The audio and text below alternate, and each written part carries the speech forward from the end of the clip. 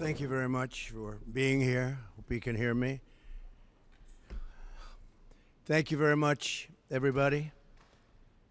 For nearly 4 years, we have been living through the worst border crisis in the history of the world. There's never been anything like it, which has brought untold suffering, misery, and death upon our land.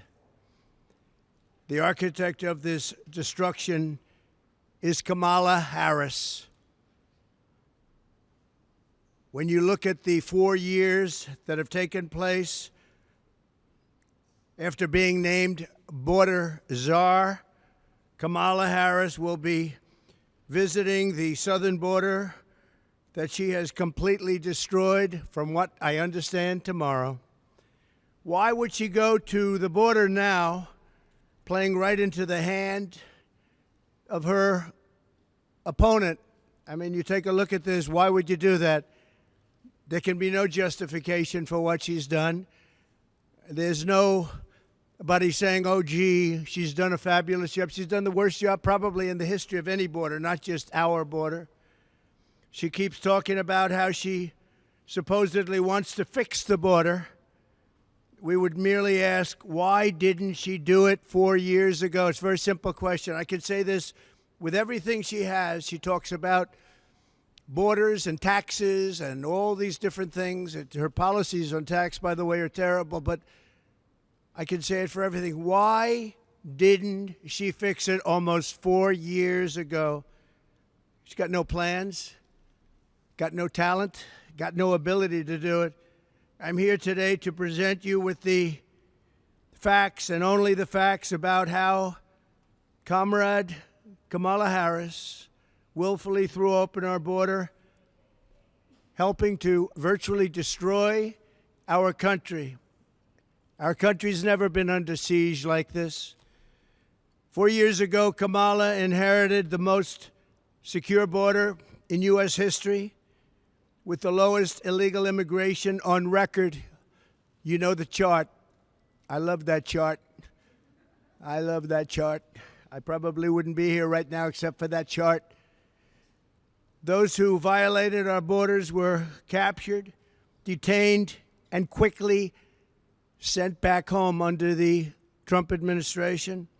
But on her first day in office, Kamala Harris terminated every single Trump policy that sealed and secured the border.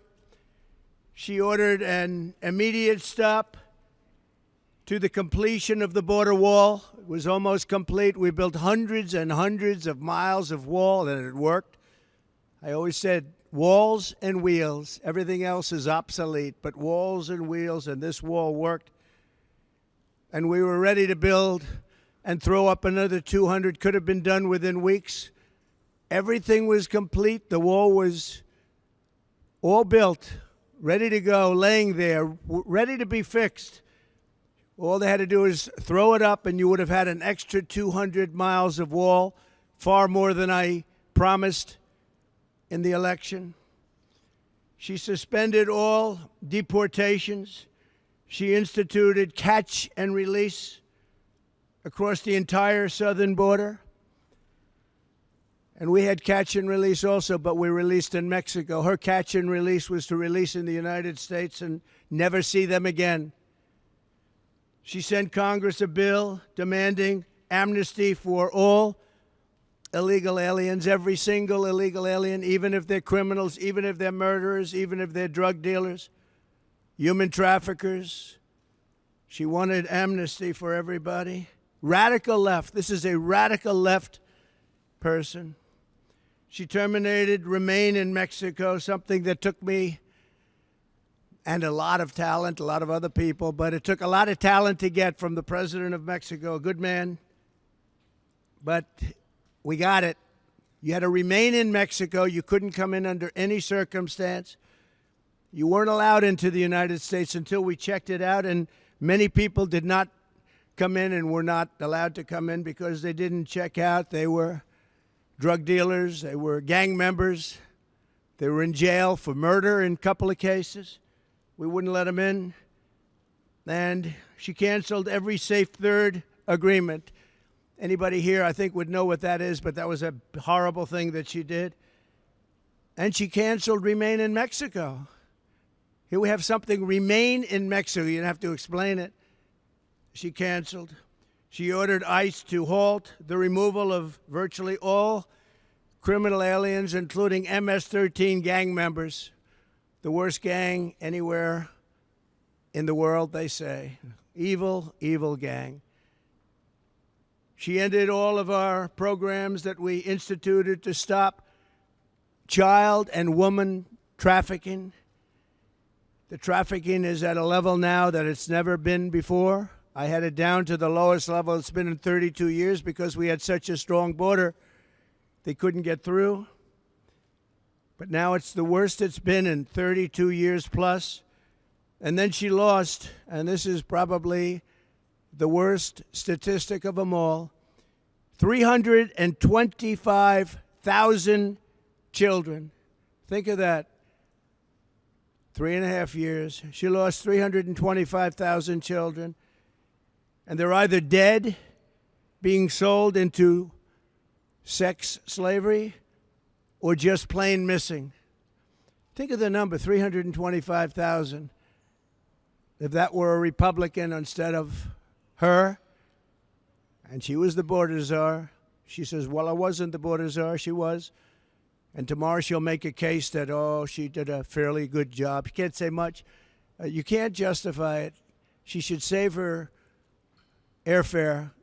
She should go back to the White House and tell the president to close the border. He can do it with the signing of just a signature on a piece of paper to the Border Patrol. Instead, she's going there to try and convince people that she wasn't as bad as everybody knows she was. She was the worst in history. Grossly incompetent, weak, and ineffective. And all you have to do is ask Brandon Judd, Border Patrol. You could ask any of them. Tom Homan. We had the best people that we've ever had, and they said Trump was the best president on the border ever. She ripped up every single reform that we put in place to stop asylum fraud. She ended a travel ban that was unbelievably successful. We had the strongest travel ban anywhere in the world, and it was upheld by the United States Supreme Court. She canceled Title 42. That was a medical title. She canceled it, very hard to get. And altogether, she took 93 executive orders that I put on, all which made the border the best border we've ever had in recorded history.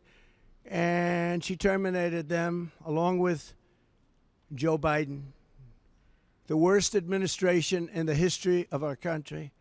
And on the border, it's not even close. Because of these acts, in less than 4 years, 21 million illegal aliens at least. That's the real number. You don't hear that. You hear 15, 16. Sometimes you hear 17. The number is at least 21 million.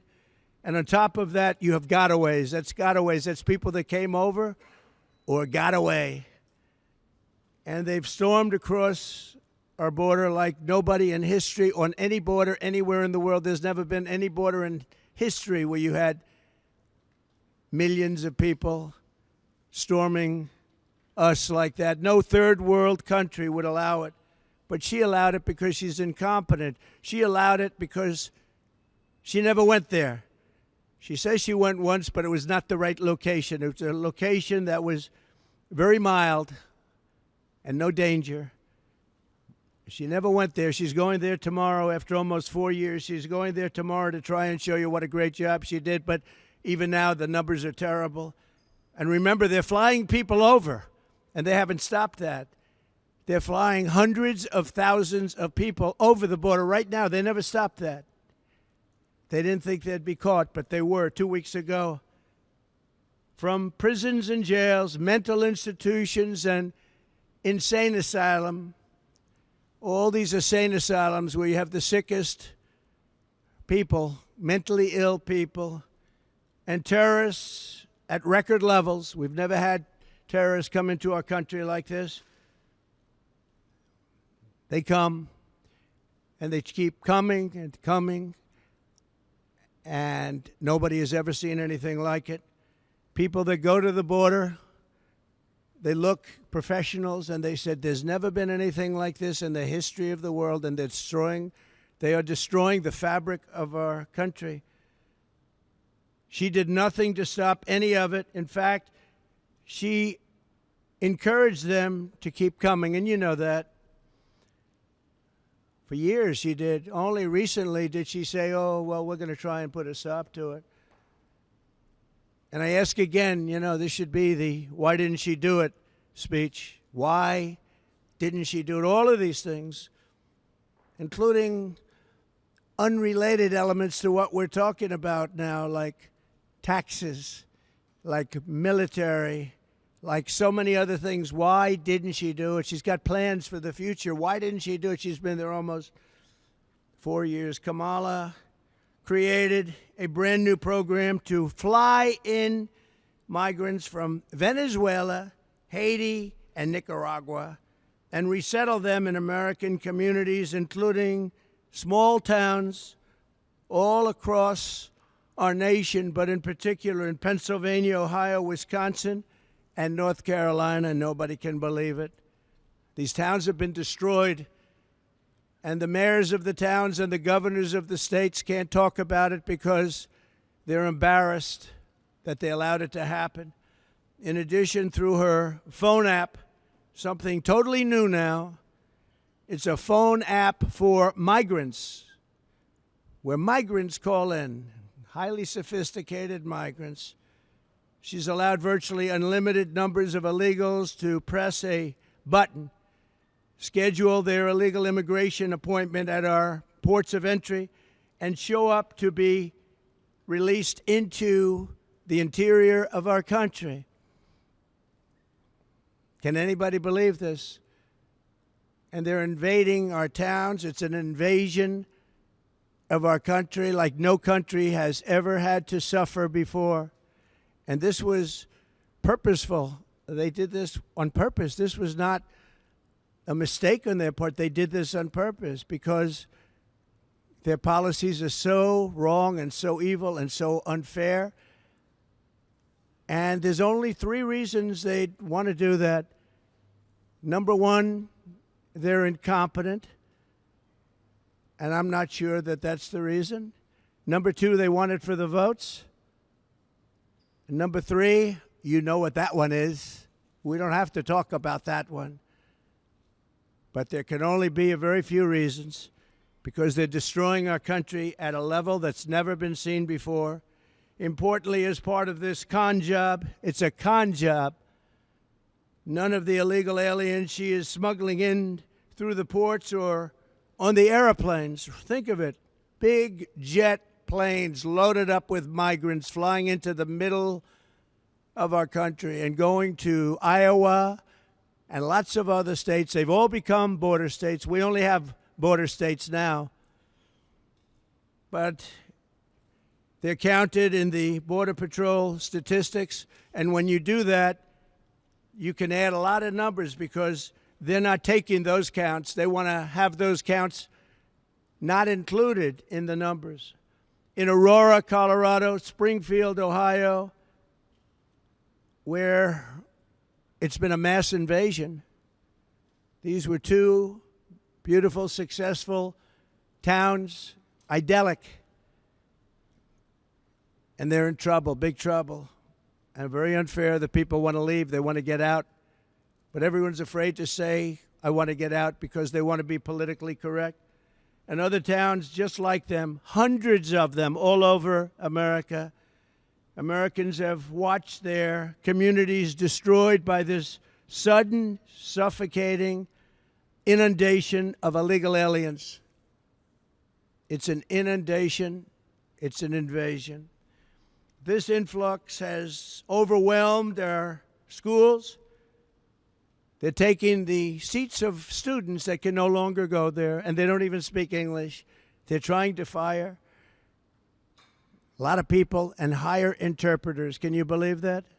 They want to get rid of some people. They want to hire. Springfield is looking, the mayor said it the other day, looking for interpreters because nobody in all of the 32,000 people that took into the town. Think of this. You have a town of 50,000 people, and almost instantly you have 32,000 people, in this case from Haiti. Most of them don't speak English, so they're looking for interpreters. You have to get them out. We have to save our country. You have to save these towns. They flooded the job market with low-wage migrants, but many cases migrants that also have horrible criminal records, murder, drug dealing, so many different things, a lot of human traffickers, and it's mostly human traffickers in women. Last month, American-born workers lost 1.3 million jobs. This is last month. You know, when they lowered the interest rates, they weren't doing it necessarily just for political. Our economy is terrible, especially when you add inflation into it. Inflation has destroyed our middle class. It's destroyed our senior citizens. And all of these people coming in are horrible for the black population and the Hispanic population. They're taking the jobs of the black population at levels that they've never seen before. Hispanic also, they're suffering, and the families are suffering. They go out, they think they have a job, and they've lost a job to an illegal migrant.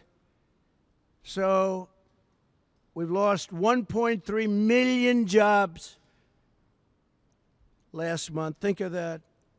And now we've gained, out of that number, 635,000 jobs. But every single one of them was an illegal migrant. They've also, as you know, and you've heard me talk about it, just happened very recently, we found out, 818,000 jobs were fraud. They fraudulently claimed that the economy picked up 818,000 more jobs than they stated. And a whistleblower or leaker let it be known that that was false, that the 818,000 jobs was a false fraud. It was a fraud. It should be investigated, by the way. But Biden knew about it, and Kamala knew about it, and they were going to release the real figures right after the election. But by putting 818,000 phony, fake, disgusting jobs that don't exist, by putting them on the rolls, it made them look much better a short while ago, but they didn't quite make it to past election day. So to that whistleblower or leaker, I want to, on behalf of the American public, thank you very much. These people are a fraud, just like nobody talks about it, but Kamala never had a job at McDonald's. Her resume talks about McDonald's. When I worked at the French fry counter, it was so tough, so hot. She didn't work there. She never worked at McDonald's. It was a lie.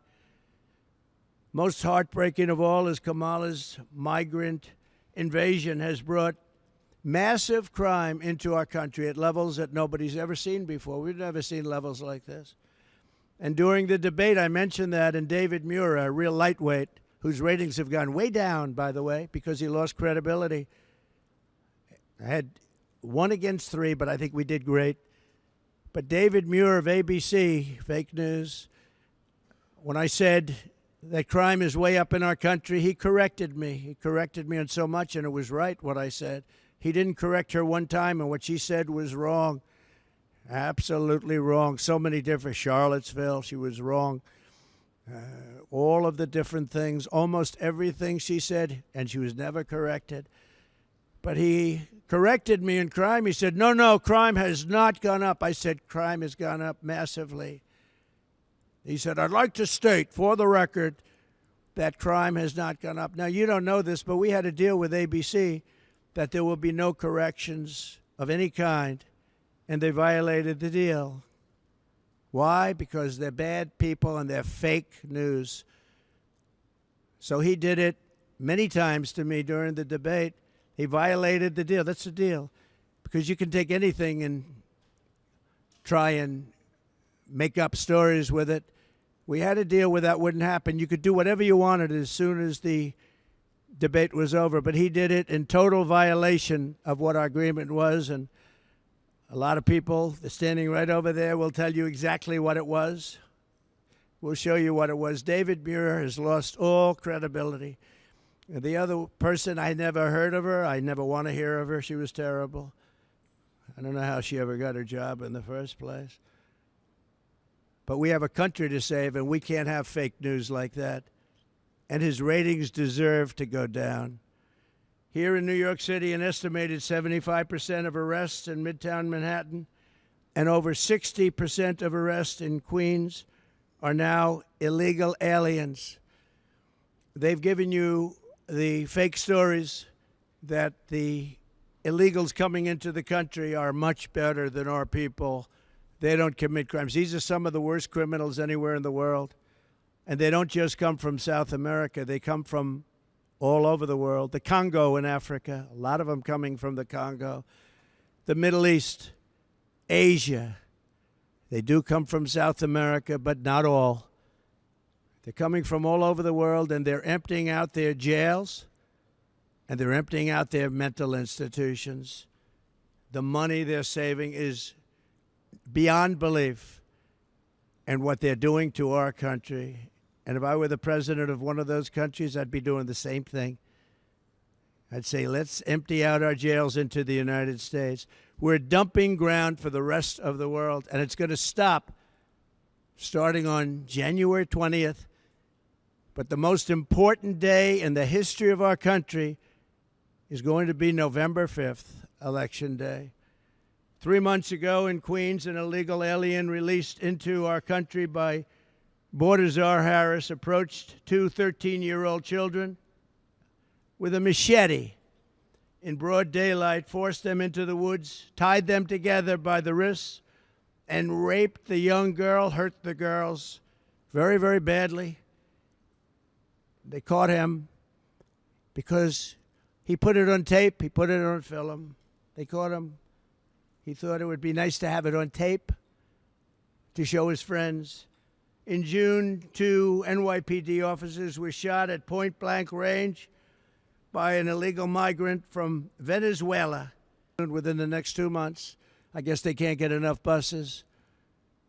But they're bringing people at record levels to our country. These are criminals, and their crime rate is the lowest it's been ever that anybody can remember.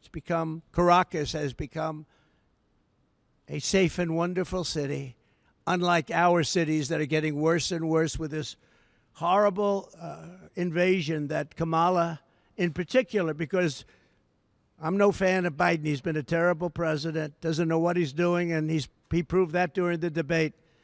But you know what? He assigned her the job, and whether you call her a border czar or just say that she was put in charge of the border, doesn't make any difference. Same thing. She's done a horrible job, and she'll be out there tomorrow standing probably in front of the wall that I built, trying to say what a wonderful job she did, and the fake news will believe her because that's what they want to do. But she didn't, and I hope everybody out there understands that. The Border Patrol custody was incredible, and I have to say that Border Patrol has done an amazing job under the circumstances. And you heard Tom Homan many times say there was never anywhere near anybody as good as President Trump when it came to all of the things that we're talking about, the border, crime on the border. And he said there wasn't anybody even close as president. In Albany last May, an illegal alien who was caught and released by Kamala Harris stalked and raped a 15-year-old girl, driving up behind her, abducting her by force with a metal pipe, and raping her again and again, over and over, and hurting her very badly. In Indiana this June, a woman was kidnapped by two illegal aliens, brought to a house, held down and raped, and then forced into the back of a car while illegals drove around talking about how to kill her. Let's find out how to kill her. She threw herself out of the moving vehicle, was badly hurt, but escaped. And she said, "They didn't mean to rape me. They meant to kill me." That was her statement. Earlier this year, an illegal migrant from Haiti granted entry by Kamala and her horrible policies, and in particular her phone app, which nobody can even believe exists. And the people that deal with the phone app are the cartel heads, if you can believe this. They're actually put there, I believe, for the heads of the cartels. And they call it and they tell you exactly where to illegally bring the people that they've, in many cases, abducted. The phone app, I hope the press looks into that. Brutally stabbed this woman to death. Two people in suburban Middletown, New York, are looking at this with a life that will always be shattered. It'll be shattered and can never be the same. The brutality was unbelievable. And despite all of this, Kamala Harris intends to stand before the American people tomorrow and lie. She's going to lie just like she did about her job at McDonald's, just like she did about the 818,000 jobs that they created that were fake jobs. They didn't exist. It's a fraud. And there's nothing nice about what I'm saying. Our country's in trouble. And we need people that know how to take care of our country and take care of our border. Without borders and without fair elections, we have no country. She wants to pretend that she had a secure border. But all you have to do is look at the numbers. The worst border anywhere, probably anywhere in the world. There's never been a border like this. A third world country would have used sticks and stones to get people out. They wouldn't let millions and millions of people invade. But if that were true, and if she were going to announce tomorrow that she's going to do something about it, why hasn't she done it? And why didn't she do it almost 4 years ago? All of these things she could have done 4 years ago. You will hear Kamala claim that the reason the border is not secure is that Congress has refused to pass her atrocious border bill. It's the worst bill you've ever seen. It would allow people to come in here at levels that would be incredible and would allow them to get citizenship. But it was not a border bill. It was an amnesty bill. And they duped a couple of people that shouldn't have been duped. It would give her the power to put all newly entering illegal aliens on a fast track to citizenship. It would enshrine and expand catch and release, and it would give a permanent feature of federal laws that are absolutely unacceptable. She keeps talking about this law that they tried to put through Congress, but fortunately Congress was too smart for it. It would have been a disaster. It would have established a minimum number of illegal aliens who must be important, because 2 million people per year at a minimum would have been, under this ridiculous bill, would have been allowed into our country. 2 million people. Now, of course, that's peanuts compared to what's coming in now and what's coming in when the damage was really done. Look, the damage was done. They're trying to make it look better now. But the damage was done over the first 3 years. They're trying to do anything to make it look better, because it doesn't poll very well for them, but it polls very well for me. I think I won the election in 2016 because of the border. I fixed the border. I couldn't even talk about the border. My people would say, "Sir, nobody's listening. You fixed it. Nobody cares." In 2020. Then I got millions of more votes in 2020 than I got in 2016, the most votes of any sitting president in history by far. But I couldn't talk about the border because I fixed it. I fixed it. It was great. But now we can talk about the border because this border, they unfixed it. This border is the worst border. And by the way, 25 times worse and more deadly than the border in 2016. That was considered a good border by compared to this. but it would provide the bill, alien taxpayer-funded lawyers. Every illegal alien would have a taxpayer-funded lawyer. This is the bill that she said she wants. And funnel millions of dollars of left-wing organizations, people, to come into our country. It would enable human trafficking. And by the way, she also wanted to have transgender operations for illegal migrants that were in detention. Now think of that. She also wanted, as you know, to defund the police. She wants to defund the police. She was one of the leaders in the defund the police movement, and that lasted for years. And anybody that wants to defund the police for one day should never have the right to be president of the United States. And she was one of the leaders in that movement. But think of that.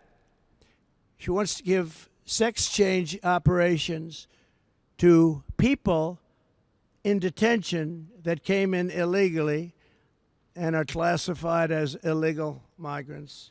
If they want a sex change operation, she said, that's okay, we'll do that. The only way to secure our border is to fire radical border czar Kamala Harris this November. Look, we talk about the border. She's been just as bad on everything else. We have the worst inflation, I think, in the history of our country.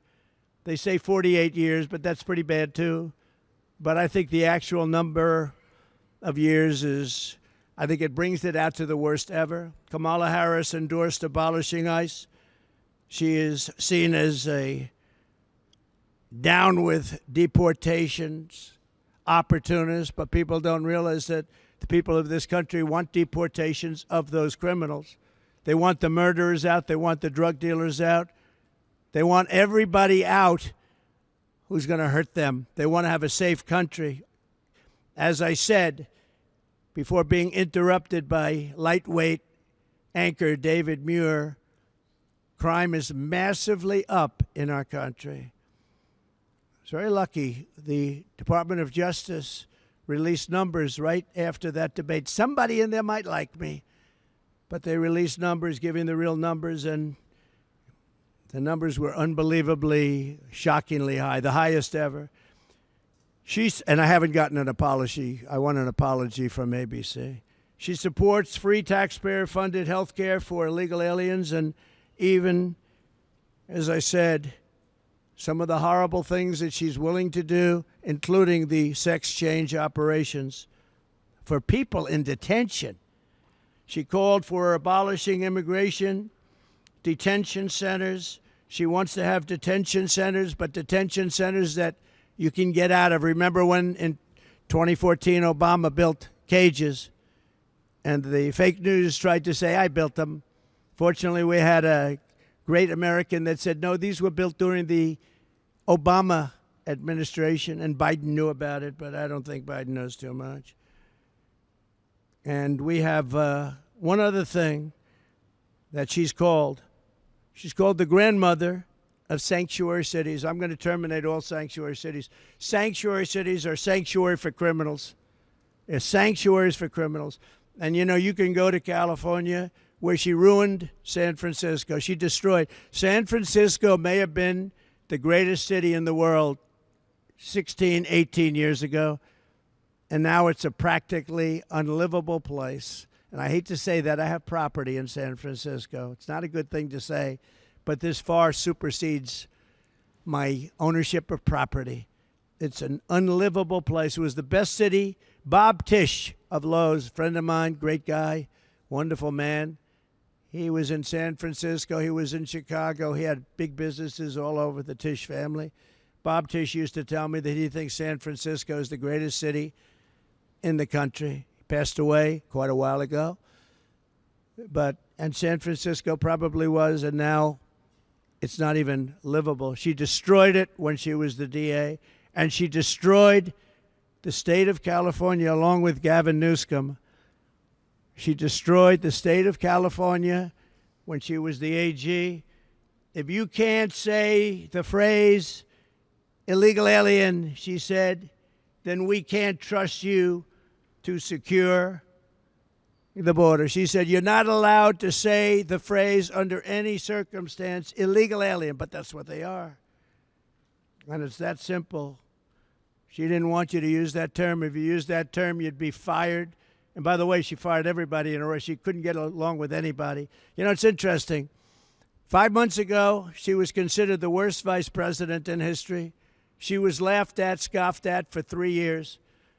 She was the worst. Her staff hated her beyond belief.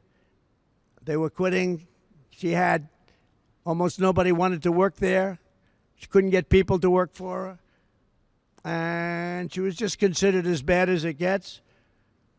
And she wasn't going to be chosen. No way that she was going to be chosen to replace Joe Biden. We had the debate. After the debate, they said, oh, this guy, we got to change him. I think we were up 21 points. But they went in there, and everyone knows they threatened the 25th Amendment. They threatened him with the 25th Amendment. They said, Joe, you're going to get out. And Nancy Pelosi led the charge. And Nancy Pelosi has a little problem because her husband sold their Visa stock. They had a lot of Visa stock one day before Visa was announced that Visa is being sued by the Department of Justice. Think of that. Nancy Pelosi sold vast amounts of Visa stock one day before the big lawsuit that we all read about a few days ago was brought against Visa. You think it was luck? I don't think. She should be prosecuted. Nancy Pelosi should be prosecuted for that. And she should also be prosecuted for J6 because she turned down 10,000 or any number she wanted, soldiers or National Guard. And I hope you all read John Solomon and what John Solomon wrote 2 days ago, because if you read it, you'd see that Donald Trump did absolutely nothing wrong. It's a scam. It's a scam. On day one of my new administration, I will stop all migrant flights immediately. They should stop them tonight. She can do that. Just sign one little page saying, stop the migrant flights. But she won't do that. They're infecting our country.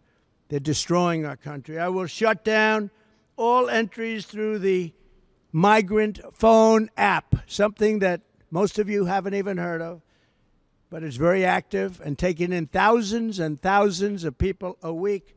I will end catch and release, and I will restore, remain in Mexico. I'm going to tell Mexico, thank you very much. You're putting it back right away. You're putting it back, and they will do it too when I tell them.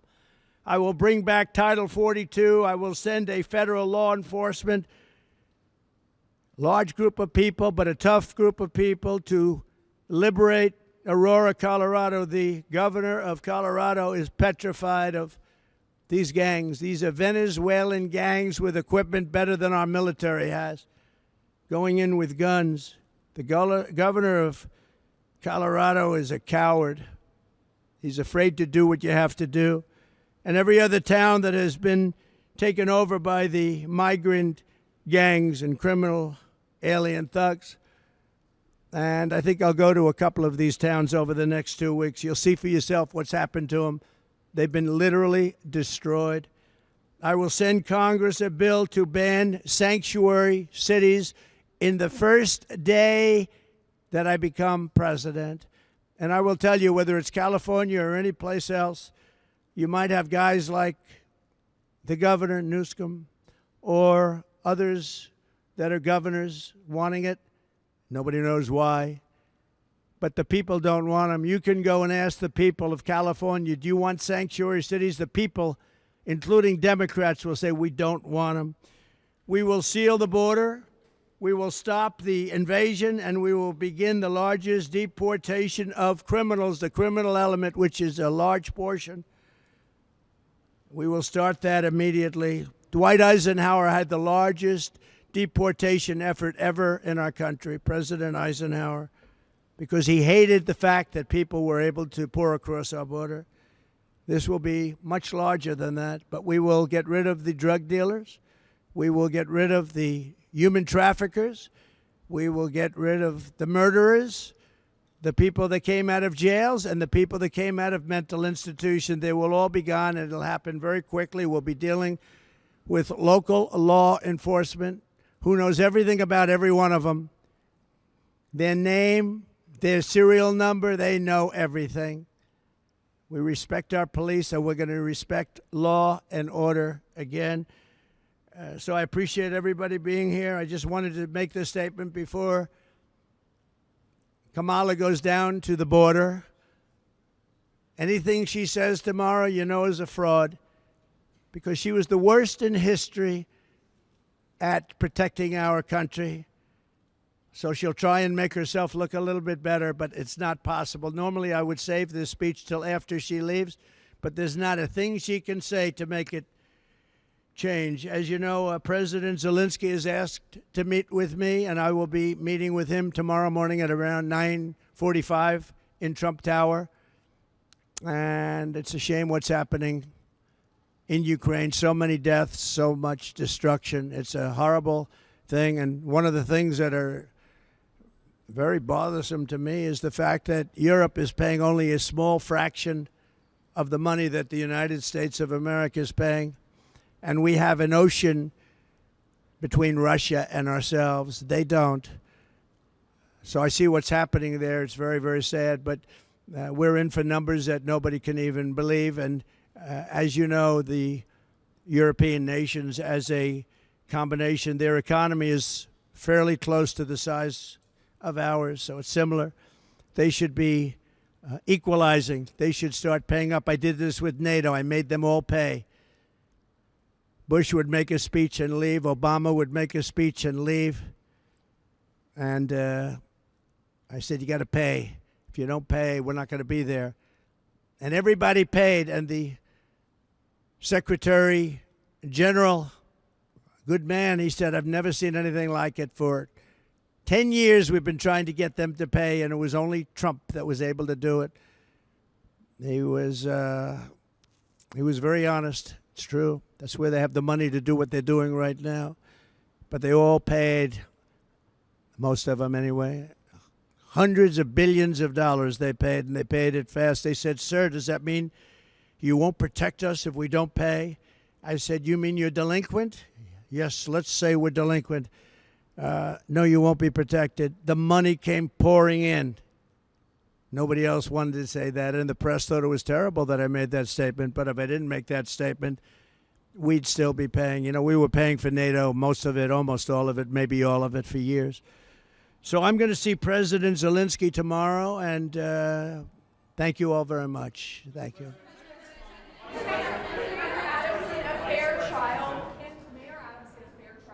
I don't know. I don't know. I don't know the mayor well, but he's been fairly generous to me in his statements for a while. I thought you had the worst mayor ever that we had prior to him. I will say this. I watched about a year ago when he talked about how the illegal migrants are hurting our city and the federal government should pay us and we shouldn't have to take them. And I said, you know what? He'll be indicted within a year. And I was exactly right, because that's what we have. We have people that use the Justice Department and the FBI at levels that have never been seen before. So I wish him luck. I don't know anything about what he did, but I told a lot of people right over there, that group was saying, you know, sir, you were right about that. When they mentioned that, I said, they came in and he was pretty strong about it. He said, this is really unfair to make us carry this burden. We shouldn't be doing this. This is New York City. I mean, your parks are loaded up. I just passed recently Madison Avenue, the Roosevelt Hotel. It's like nobody would recognize it. That's Midtown.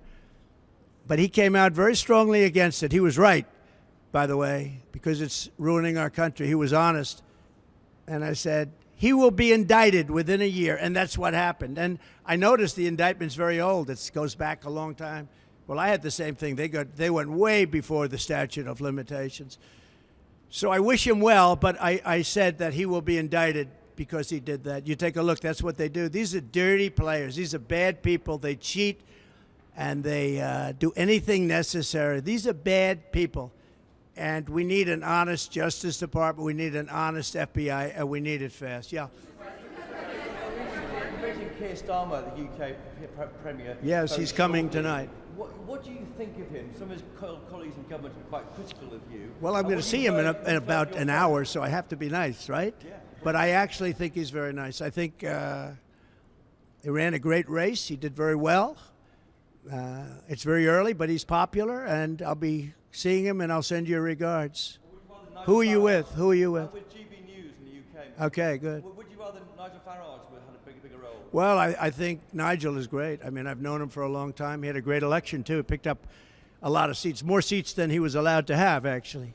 They acknowledge that he won, but for some reason you have a very strange system over there. You might win him, but you don't get him. Nigel is a fantastic person. Mr. President. President Zelensky said that you do not understand what it takes to win this war. Oh, then I should immediately cancel my appointment. No, he knows. He knows I understand. Look. I hate to see the carnage. If I were president, it never would have happened. Russia would have never attacked Ukraine. Never, ever.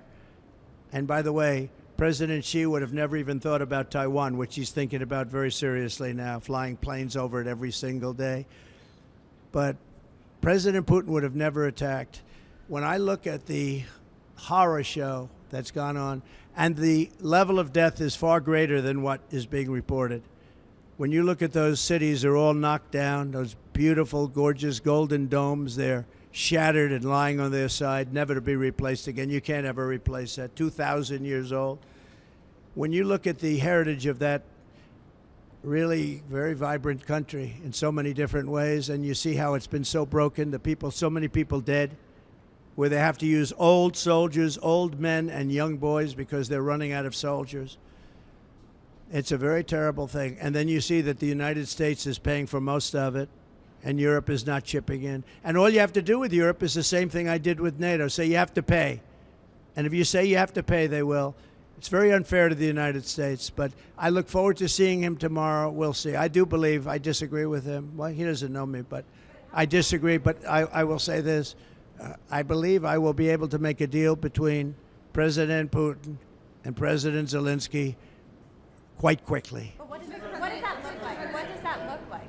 What does that? I don't want to tell you what that looks like. The Vice President suggested today that your strategy with Ukraine amounts to surrender to Russia.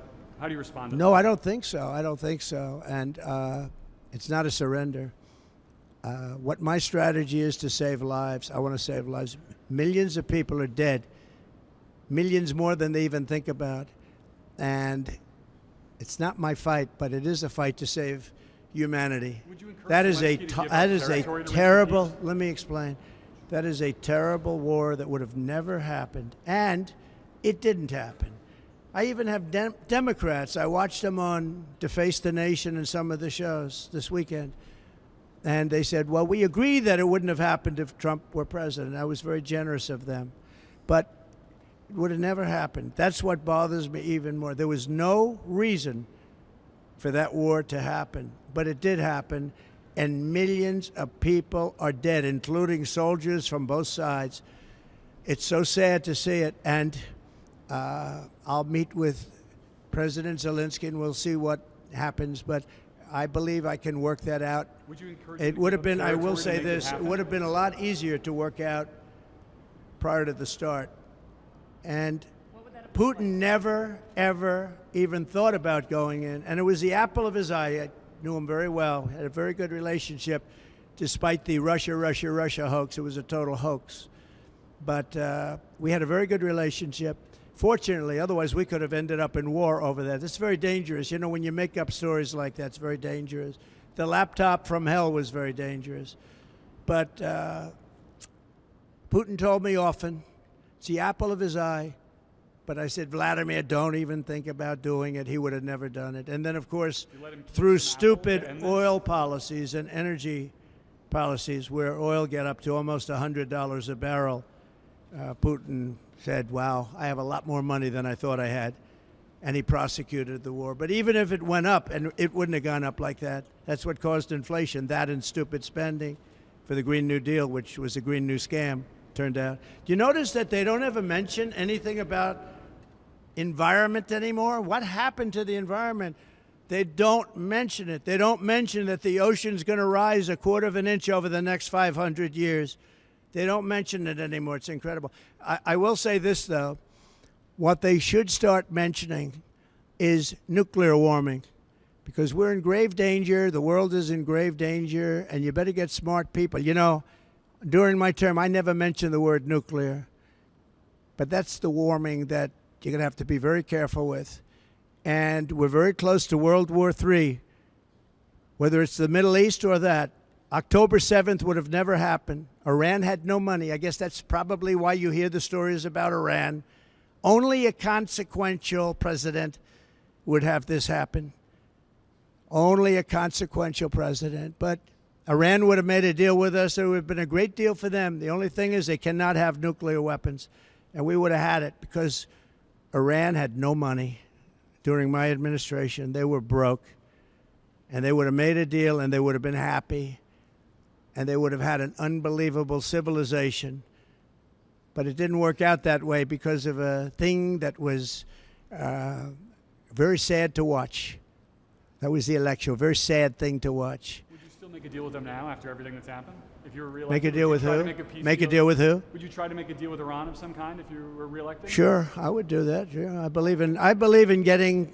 It doesn't matter. I have a great memory, but it's a memory that wants to serve the people. We have to make a deal because the consequences are impossible. We have to make a deal, and they would have had a deal. I would have said we would have had the results of the election been correct. We would have had a deal within 1 week after the election. I was prepared to get it done within 1 week after the election. They could have done that too, but they had no idea how to go about it. They could have done it because I gave them a country that wanted to make a deal. They had to. There was no money to Hamas. There was no money to Hezbollah because Iran didn't have the money. Now Iran has $300 billion. They made it all in the last 3.5 years. The sanctions came off. They made it all in the last 3.5 years. Plus, they essentially have Iraq as a subsidiary, and Iraq has $300 billion. So Iran is a very rich country. They have $600 to $650 billion, including Iraq. Iraq doesn't like it when I say that, but that's true. They're really a subsidiary because foolishly Bush wiped out. You had two powerful forces. One of those forces got wiped out. And now the other force, after 1,000 years, walks in and just essentially takes it over. So it's very sad to watch. But Iran now is a big force because they're very rich. Iran was not rich at all. Iran didn't have the money to take care of the various organizations of terror. Okay. Yesterday at the UN General Assembly came together to call for an immediate ceasefire. Prime Minister Benjamin Netanyahu is speaking at the UN tomorrow. He has refused to do that. What would you do differently to prevent the Middle East? Well, you have to have that ended one way or the other. The world isn't going to take it. You have to have that ended, and I would think that we're getting close to a point where maybe it can end pretty soon. But you're going to have to end. That's unacceptable. The whole thing over there is unacceptable. That's another one. October 7th would have never happened. Would have never happened. Ukraine and Russia would have never happened. Think of it. Would have never happened. Inflation would have never happened. Think of the world. The Afghanistan pull-out in that way. We would have pulled out, but we would have pulled out with dignity and strength. I'm the one that got it down to that number. But I would have kept Bagram, because Bagram is this massive Air Force base that we built many, many years ago with billions and billions of dollars, the most powerful runways that can hold more load than any other runway in the world. And we walked away from it. And it wasn't Afghanistan that was the problem. We walked away from a great military base that we built to the highest specifications that was 1 hour away from where China makes its nuclear weapons. We are being run by Kamala, who is grossly incompetent. All you have to do is look at her interview last night, look at her interview with Oprah, look at her interview with the gentleman from Pennsylvania, All you have to do is look around and you'll see it. We had 4 years of incompetent leadership. We cannot, as a country, sustain another 4 years. Thank you very much. Are you going to pull your endorsement of Mark Robinson?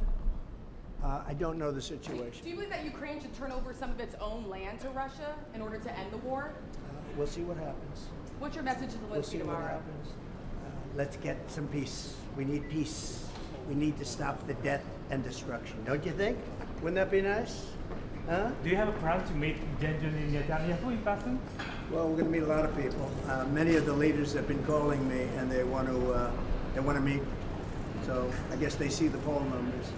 We're leading in the polls, by the way, very seriously. The Daily Mail just came out with a very big poll, and we're up by 10. So that's an honor. But we have no choice. If we don't win this election, we're not going to have a country. Thank you very much. Will you divest from your crypto company if you win?